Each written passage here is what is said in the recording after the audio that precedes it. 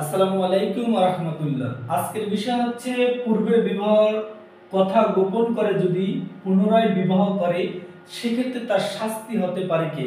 এখন আমাদের ডিজিটাল যুগ, তা হচ্ছে কেউ ফেসবুকে কথা বলে, ইমোতে কথা বলে, আবার হোয়াটসঅ্যাপে কথা বলে, আবার ইনস্টাগ্রামে কথা বলে।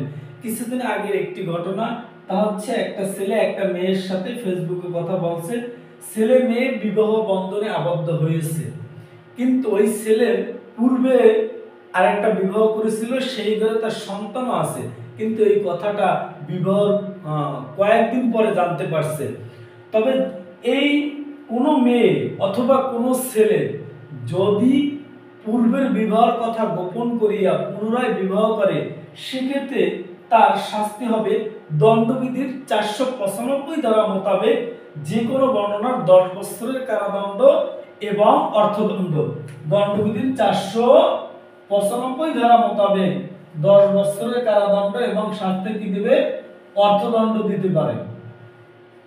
এখন এইটা হচ্ছে ছেলে অথবা মেয়ে উভয়ের ক্ষেত্রে এটা প্রযোজ্য। কোন ছেলে যদি তার পূর্বের বিবাহের কথা গোপন কইরা পুনরায় আবার বিবাহ করে, যদি আপনি এটা প্রমাণ করতে পারেন সেক্ষেত্রে তার আদালত তাকে 10 বছরের কারাদণ্ড দিতে পারে এবং সাথে অর্থদণ্ড দিতে পারে।